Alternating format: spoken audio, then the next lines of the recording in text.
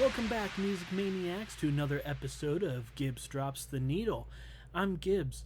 Today, I have for you a little bit of streaming information because I figured since later this week I will go through the top 10 Billboard songs and hopefully the top 10 Billboard albums as well. I kind of wanted to dive into a little bit about streaming payouts, and how long it takes for you to listen to count as a stream. So let's get into it here.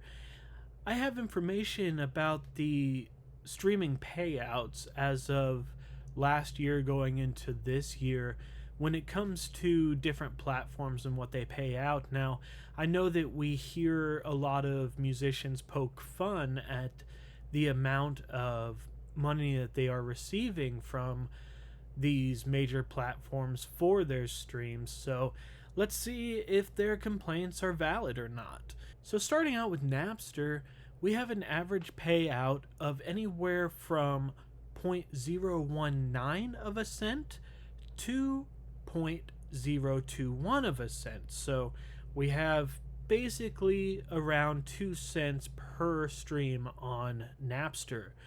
Qobuz is 0.018 to 0.019 cents, so almost a full 2 cents per stream.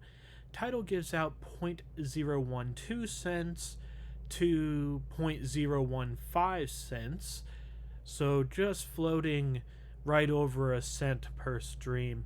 Apple Music gives 0.007 to 0.01 cents, so we have not even a cent per stream on Apple in some cases, and it doesn't get any better from there. We have Deezer that gives out 0.005 to 0.007 cents, so maybe just over a half a cent per stream on Deezer. Amazon Music is 0.004 to 0.008 cents. Spotify is 0.003 to 0.005 cents. And Pandora is 0.001 to 0.002 cents on average. And YouTube Music, which it varies widely by premium and ad-supported streams, but the average is around 0.0006 to 0.008 cents. So they have the lowest bottom out of all the streaming platforms that were listed here. So a lot of these streaming platforms aren't giving more than 2 cents per play, and you're lucky if you're even making 1 cent per play on a lot of these platforms. So when a musician gripes about the amount of money that they're earning from these streaming platforms, just to put that in perspective, to earn $1,000 from some of these streaming networks, on Napster, you would need roughly about 50,000 plays to get to $1,000 on Napster. Tidal, you would need around 78,000 plays to get to $1,000. And Apple Music, you would need 125 to 140,000 plays to get to $1,000. Deezer, you would need about 156,000 plays to get to $1,000. Amazon Music, you would need 250,000 plays to reach $1,000. Spotify, you would need anywhere from around 250,000 to 330,000 plays to reach $1,000. And again, YouTube Music varies based off of premium streams and the ad-supported streams, but it is often around 140,000 plus premium streams to get to that $1,000 mark and far more if you are using an ad supported stream. So some of these tiers depend on whether you have people paying for the streaming service as opposed to just using the free model of these streaming services. Still, I don't want to knock on Spotify here because most of these artists do earn the majority of their money off of Spotify just due to Spotify's large audience. Apple Music and Tidal may pay more per stream, but it sometimes is more of the quantity of the streams, and Spotify, with having the most users, pays out the most of these artists, even though it's taking more streams to do that. So I guess that they do have a gripe when it comes to how much they are getting for these streams, because you're looking in some cases 250,000 streams just to get to $1,000. And $1,000 seems like a lot of money to most people, but you got to keep in mind that a lot of these artists don't own the full rights to their songs. They have record labels that get a piece of the pie. They have writers that might get a piece of the pie if they don't do all the writing themselves. They might have music distribution costs because some of these artists have to pay to have their music on all these services. So yes, you're getting $1,000 for 250,000 streams or whatever it is, depending on what platform you're using, but you're also splitting that $1,000 between everyone involved with that song or that album. So speaking of albums, I often wondered how they judge the album sales nowadays. I came from a time, and I'm sure most people can remember a time where you had to go and buy an album, whether that be on vinyl, cassette, CD, or even in the early days of Apple Music, that was more known as iTunes at the time, you still had to buy an album. Most physical copies ranged, $12 to $15. And then I noticed on iTunes, I remember a lot, $10 would usually get you an album.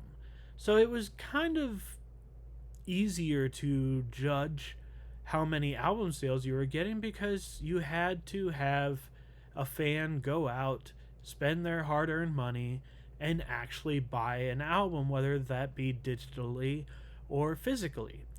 So it brought me to wondering, how do they judge that in a day where most people pay for a music streaming service and they don't go out and usually buy a physical copy of an album? So let's get into those figures because I was able to figure out how they judge that. One album sale equivalent is generally counted for Billboard as 1,000 premium streams. Now that would be Spotify Premium, Apple Music, anything where someone is paying a subscription. So it doesn't seem like they count if you're using the platform for free and using ad supported, they don't count that towards an album sale. It has to be a premium stream.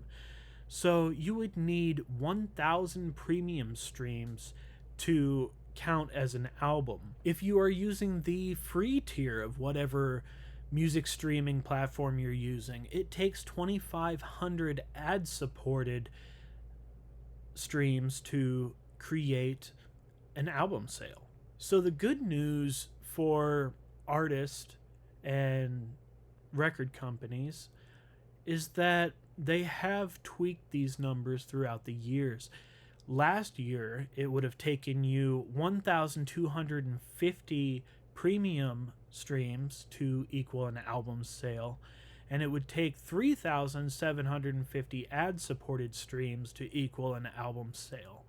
So they have lowered that number down a bit, which should be good news to artists because it means that technically their album is selling better. So some quick examples of what goes on with these album sales is 100,000 premium streams, according to Billboard, would be 100 album units. 1 million premium streams would be 1,000 album units sold. As far as your album getting a gold or platinum, possibly a diamond label from the RIAA, it would take usually 1,500 on-demand audio or video streams to count as one album unit. So that means that it would take 1 million streams for the RIA to certify that as 660 some albums sold. So you don't get quite the recognition from the RIAA for 1 million streams as you would for, say, Billboard. But when it comes to the RIAA, they don't just limit it to premium streams. They take ad-supported streams and premium streams and put them together, so it would possibly end up working itself out to where you actually end up getting more album sales because they are lumping everything in together. Now, what counts as a stream for most of these platforms? This is a pretty quick and easy answer. A lot of the platforms will count it as a stream as long as 30 seconds of the song has been played. So you listen to 31 seconds of any song and then change it, it usually still counts as a stream. Now, a lot of these companies do have a way of telling whether these are artificial streams or not, so you can't just sit there and have a computer play 30 seconds of your song, switch, play 30 seconds, and rack up the streams for you, because these companies have figured it out and they can tell if it's an artificial stream or if it's an active user. So that's all I got for you today. I just wanted to get this out there so when we talk about Billboard top 10 songs and top 10 albums, we know a little more about what it takes to make that list. I appreciate you tuning in again. Until next time, I'm Gibbs. This is Gibbs Drops the Needle. Stay safe and be kind.